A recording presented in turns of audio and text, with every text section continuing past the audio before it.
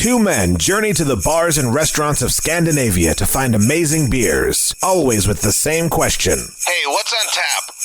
It's time to find out. Welcome to day 15. We are... 15. I guess the 12th would have been halfway through. Oh, so we're over halfway through. I think 30 days, and 31 days in December, but I think 30 days, and I'm like, oh, we're halfway through. I was like, nope. That was, we passed that date a couple days ago. But we're here at day 15, and we have beer. Here, you can open it. I can open it. Woohoo! I get to open a present. Yeah. How's it feel? Like opening the can, does it feel like a present? Oh. What do we got there? The Fermi Paradox, a double India Pale Ale with strata, citra, and motueka from Azvex Brewing Company. Where's Azvex from? No idea. I'm guessing UK. Liverpool. Yep. UK brewery. This is good design. Yeah, what's funny is that was Prism Brewing, so also from the UK. So it's nice to try a new brewery, I guess. You know what the Fermi Paradox is, right? I know I used to know, but it's eluding me at the moment. And it's eluding me as well, but I'm pretty certain that it is about aliens. Yes. I feel like it's a Star Trek thing that they've probably had a whole season about. I think it's or at least older. mentioned it many times. I think it's way older. I want to go. I'm I'm sure it's older, but I think that they brought it up in a couple of Star Trek episodes. I want to go out on a limb and say that it's either we're alone in the universe and that's really scary, or we're not alone and that's equally as scary. That's not a paradox they at all. They say that the Earth is uniquely positioned to be hidden. Goldilocks zone. Right. It's hidden from the rest of the thing, because if other aliens could find us, they would probably decimate us in an instant. So as you look at the Fermi Paradox, I'm going to pour this, 9.2% double IPA. Really? I misrepresented it slightly, but the Fermi Paradox is, given the high number of galaxies, near infinite, and the high number of planets per galaxy, near infinite, why haven't we heard from any aliens? Mathematically, we cannot be alone. It is mathematically impossible that we are alone in the universe. Yes. Well, I think that the problem is that the galaxy to galaxy distance is so incredibly far that the idea of any communications existing outside of a galaxy, which largely exists of dead space where nothing exists, I think the transmissions would be almost impossible to reach. That is so depressing. But when you look inside of our own galaxy, which is enormous, and we are on the outer rim of our galaxy, of the Milky Way galaxy. Yeah. Why haven't we, within this space, which is quite frankly enormous, just your mind can't comprehend how big this space is. Why haven't we found life inside our own galaxy yet? I did read a really interesting article, and this is another complete detour into space, where a black hole for the first time has been recorded to have devoured a star and then ejected material. Whoa! Yeah, it's just no one thought that would even be possible. It was only, I think, theoretical kind of space physics. And then they actually have, visual proof of that happening. That's pretty crazy. That's pretty cool. So that's been your astrophysics today moment. I love the fact that we haven't even said that this beer looks absolutely beautiful. Yeah. We're 4 minutes into this, and this is a, like I said, 9.2 double IPA. And this is where I get into what is that line between double and triple again? I mean, it has to be as small as the line between IPA and double IPA, which I think we've established before, based on other breweries, is between 5.7 and 6.4. Yes.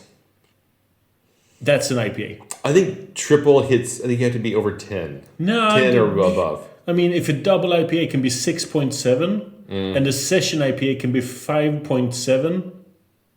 True. So an IPA is 5.7 to 6.4. I would say that a triple IPA can be 8.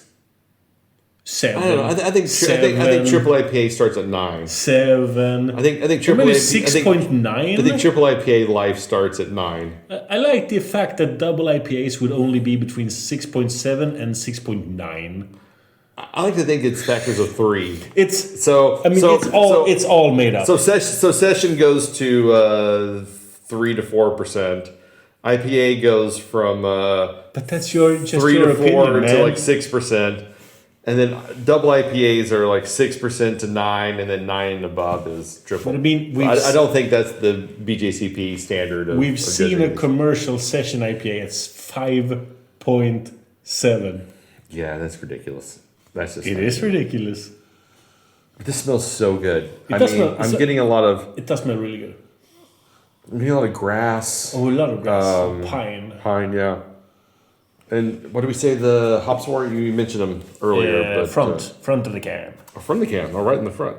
Strata, citra, and motueka. Yep. So those should definitely give us some. Citra, my favorite hop. Strata, not really my favorite hop. Let's try. Cheers. All right, cheers.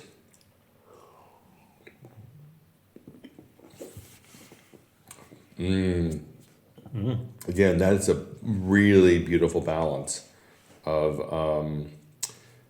rich mouthfeel. There must be a ton of oats in this thing. Yeah, barley, oats, and wheat. That's a huge malt build because this thing is just soft, easy to drink, rich. The hoppy notes on the afterwards are like heaven. It's really good. You're getting a lot of grass. There's some citra notes. Not a little bit of a bitterness in the end. Man, I'm loving this thing.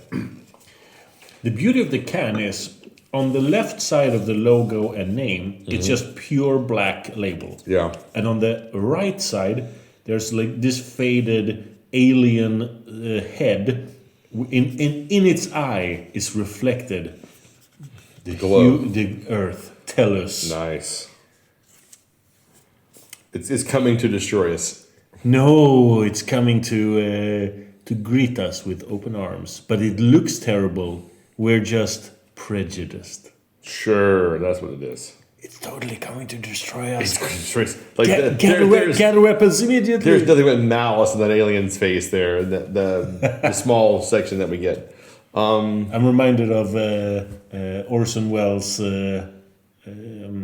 War of the Worlds? War of the Worlds, Yeah. which was presented as a radio play, but people mistook it as a radio newscast. Do you get how that works? Like why it shocked people?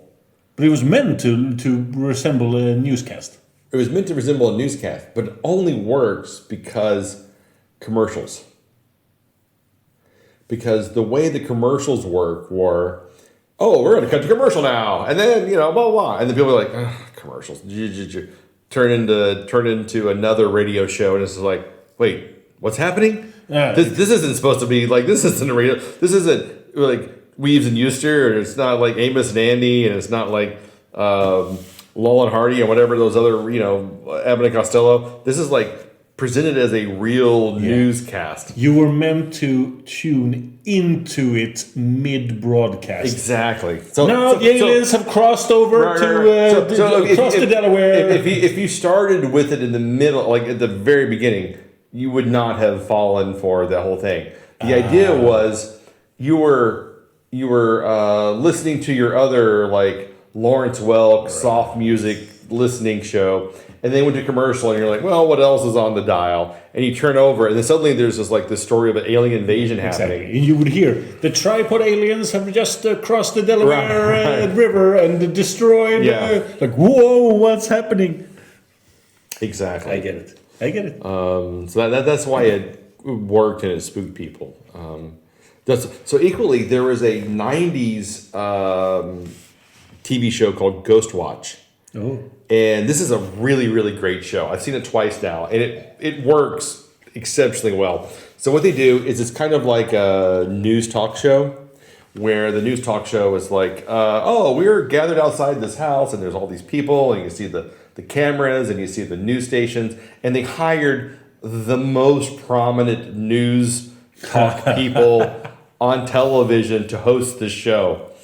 And they're like, oh, we're going to spend the night in a haunted building with a family that says they've been haunted.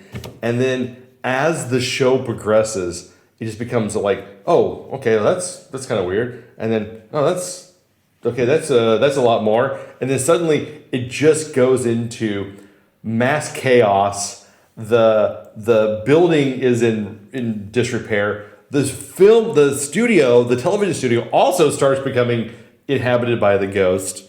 And it was banned. I think it came out in like 92, 93.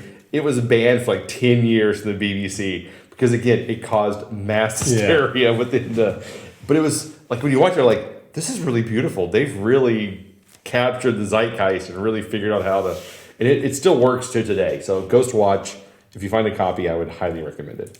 And I have now written down on a piece of paper that tomorrow I'm going to elaborate on Orson Welles, but I think today is the wrong.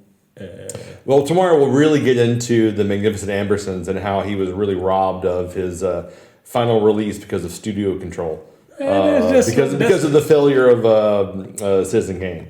That's not my sidetrack. Moving back to the beer, which has pines, grass, and a pinch of tropical fruit. It is a 4.25 for me. Mm-hmm. Delicious. It's another 4.25 for me. Delicious. I really like it. I'm really happy you wrapped it in wrapping paper and presented it before me.